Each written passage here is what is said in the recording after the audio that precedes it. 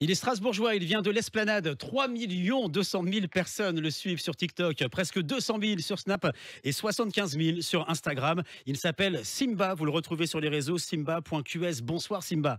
Bonsoir. Simba, je l'ai dit, tu es l'une des personnes les plus suivies sur les réseaux en Alsace, aussi l'une des plus bienveillantes. C'est ce que moi j'ai retrouvé en tout cas en découvrant tes différents comptes. Alors c'est quoi Simba sur les réseaux, simba.qs? Qu'est-ce qu'on voit, qu'est-ce qu'on trouve? Alors Simba sur les réseaux, on peut trouver de tout. On peut trouver des vidéos micro-trottoirs, des vidéos de foot, des expériences sociales. Enfin, on essaye un peu de se diversifier dans tous les types de vidéos. Et tout en faisant ça sur Strasbourg, bien sûr. Et voilà. Je vous conseille vraiment d'aller découvrir ces réseaux, simba.qs. Pendant l'interview ce soir, on passe 1 heure ensemble. Moi, j'ai trouvé que c'était de la bonne humeur surtout. J'ai trouvé que c'était bienveillant. Il y a, tu l'as dit, des micro-trottoirs, des vidéos de foot. Mais il y a une petite particularité, j'ai Ouais, trouvé, parce que les micro-trottoirs, beaucoup en font. ouais, bien sûr. Mais toi, tu as une petite bande avec toi. Tu peux nous parler des gars qu'on voit, des mômes? C'est des mômes, les Ouais, gars. ouais. Ouais, en fait, c'est des petits de mon quartier. Ouais. En fait, un jour, on a fait une vidéo ensemble et ça avait pas mal plu aux gens. On a eu des très bons retours et petit à petit et tout, on est devenu comme une famille en fait. On fait plein de vidéos ensemble, plein de projets ensemble, plein de concepts et il y a carrément des gens à chaque fois, ils demandent des photos aux petits dans la rue. D'ailleurs, les parents, ils comprennent même pas trop parce que des fois, les petits sont avec leurs parents. T'as d'autres petits qui viennent, ils leur demandent des photos et voilà, c'est assez marrant. Mais les gens, voilà, les gens kiffent ça quoi.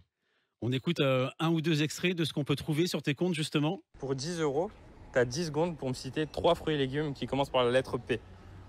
Poire, pomme, pêche. Ok, bien joué. Simple, efficace. Tiens, bravo, t'as gagné. Tu préfères un bitcoin ou 10 000 euros? Un bitcoin. Pourquoi? Bah, parce que ça vaut plus que 10 000 euros. Ok, pas faux. Tu préfères une femme riche ou une femme intelligente? Moi, franchement, je prends la femme intelligente. Pourquoi? Parce que l'intelligence, c'est plus important que la richesse. Ok, pas mal. Toi, tu préfères le remède contre le Covid ou 20 000 euros? 20 000 euros. Pourquoi? Bah, grâce à ça, je peux avoir le Covid et tout. Ok, vas-y, dégage. Toi, tu préfères être en clash avec Booba ou être en clash avec Vladimir Poutine? Être en clash avec Vladimir Poutine. Pourquoi? Parce que Bouba, il va m'afficher sur les réseaux, donc... Eh oui, c'est difficile de se faire afficher sur les réseaux aujourd'hui. Comment tu t'es mis à faire des vidéos, Simba? En fait, ça a commencé tout bêtement pendant le premier confinement. Tu t'ennuyais? Ouais, je m'ennuyais comme tout le monde, je pense. Et du coup, comme une grande majorité des Français, j'ai commencé à faire des TikTok chez moi. Et voilà, je voyais que ça prenait pas mal. Et du coup, je me suis dit, mais vas-y, je vais essayer de faire un truc sérieux avec ça. Et voilà, petit à petit, ça faisait que monter et jusqu'à ce que ça en devienne mon métier et que voilà, je puisse aujourd'hui en vivre, quoi. Beaucoup font des TikTok, beaucoup sont sur Instagram. Toi, je l'ai dit, hein, tu culmines à 3 200 000 personnes sur TikTok. Comment t'expliques Ça. ce succès? C'est la persévérance déjà.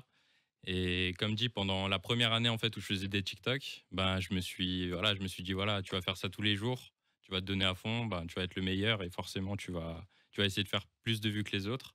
En fait, vu qu'on vient de Strasbourg, il n'y a pas forcément énormément de créateurs de contenu. Ouais. Et du coup, moi, je me basais sur Paris. En fait, je me disais que la concurrence était sur Paris et j'essayais de battre les mecs de Paris à chaque fois. Et je voulais prouver qu'ici en Alsace, on peut faire des belles choses, quoi, sans forcément venir de Paris. On reconnaît hein, d'ailleurs la plupart du temps les endroits de Strasbourg, C'est la ça, place ouais. Kléber, les bords de Lille également. Et alors 3 200 000, tu t'en rends compte ou pas? Tu te Ouais, rends ça compte de fait ce que ça beaucoup. fait? Ouais. C'est beaucoup, c'est clair. Et ça fait plaisir, bien sûr. Après, ouais, c'est sûr, c'est beaucoup de monde, hein. Tu donnes beaucoup d'argent aussi. Ça Ouais, m'a interpellé. Tu donnes beaucoup d'argent, 10 euros, 50 euros, quand les défis sont réussis, justement, pour les gamins de ton quartier. ouais, c'est ça. Tu les donnes vraiment? Ouais, vraiment. Il y a pas C'est la de. question qu'on se pose tous, Ouais, tu sais. ouais, ouais. Souvent, il y a des gens qui disent qu'après on reprend les billets, mais non. Vous pouvez demander aux gens, on reprend jamais les billets. On essaie de faire plaisir aux gens un maximum, parce que faut se dire que c'est grâce aux gens que voilà, j'en suis là aussi aujourd'hui. Et du coup, on essaie de faire plaisir aux gens, tout simplement. C'est quoi le but de toutes ces vidéos, de toutes tes vidéos? Divertir, faire sourire, faire passer du bon temps aux gens?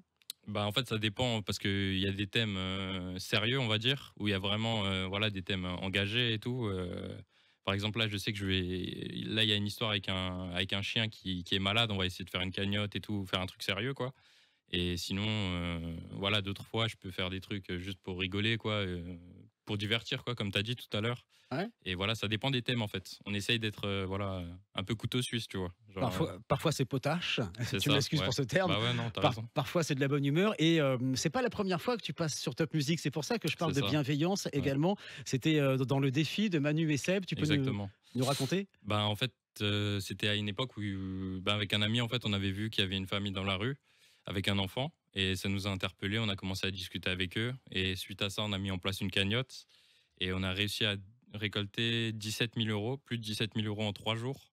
Et du coup, voilà, on a réussi à sortir cette famille de la rue et puis voilà, grâce à ça, en fait, j'ai été contacté par Top Music et je suis passé du coup sur l'émission la première fois. Pour la première fois, j'avais fait de la radio. Les réseaux, ça sert à ça Ouais, aussi. Alors bien tu sûr. sais, la communauté de Top Music, c'est pas forcément la communauté TikTok. Tu vas être un petit peu notre Ouais. prof TikTok ce soir.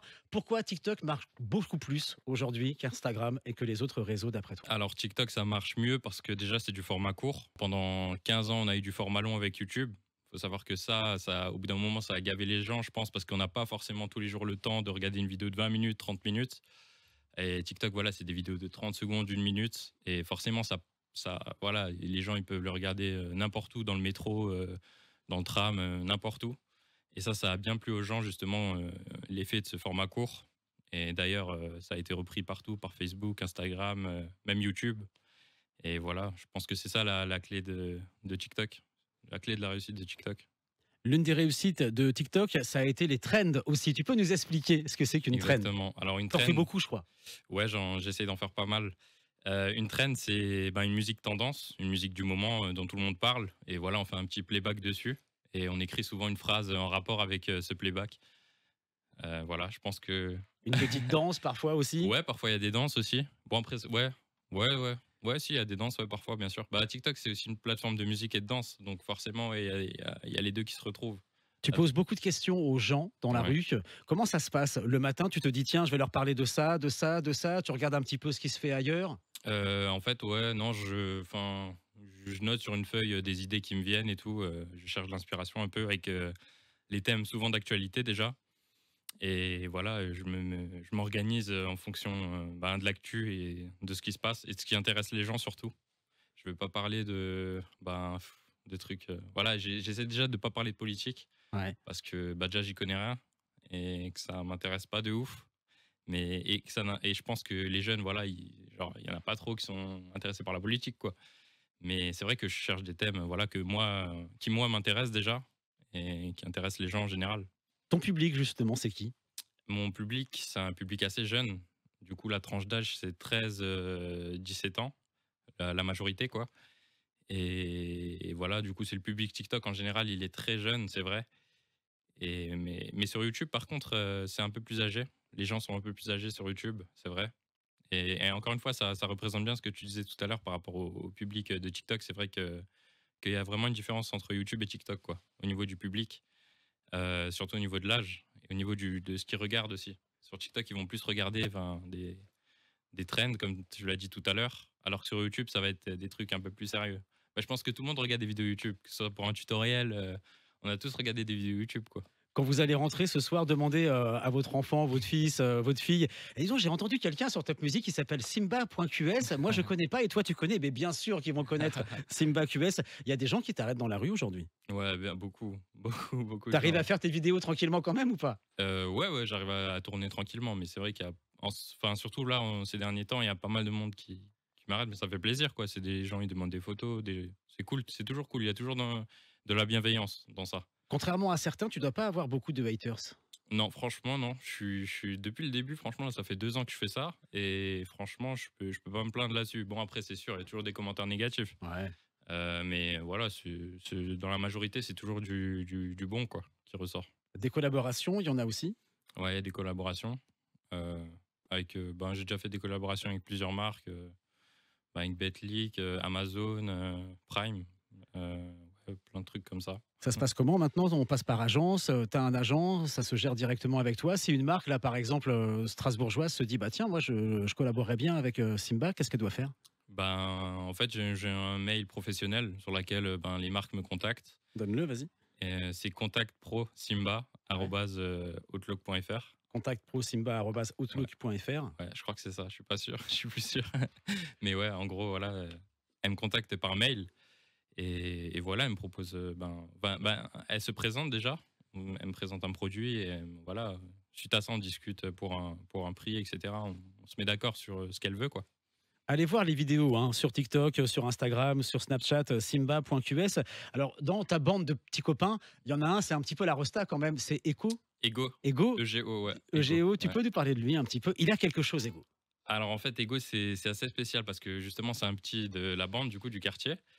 Et en fait, lui, c'est assez spécial parce que un jour, en fait, il s'était cassé le bras dans une vidéo, enfin non, quand on était en train de tourner une vidéo, il a fait un petit défi et il s'est cassé le bras. D'accord. Et du coup, c'est vrai qu'ensuite, j'avais fait une pub. Il avait gagné 300 000 abonnés en 2 ou 3 jours. Ouais. Et du coup, c'était un truc de ouf. Tout le monde parlait de ça, quoi, du petit qui s'est cassé le bras et tout. Et voilà, c'est comme ça que voilà, on a vraiment entendu parler de lui. Et ouais, c'est sûr que voilà, il a un peu plus de visibilité que les autres lui-même, parce que voilà, il fait des vidéos déjà lui, alors Aussi. que les autres font pas forcément des vidéos. Et voilà, il est marrant quoi.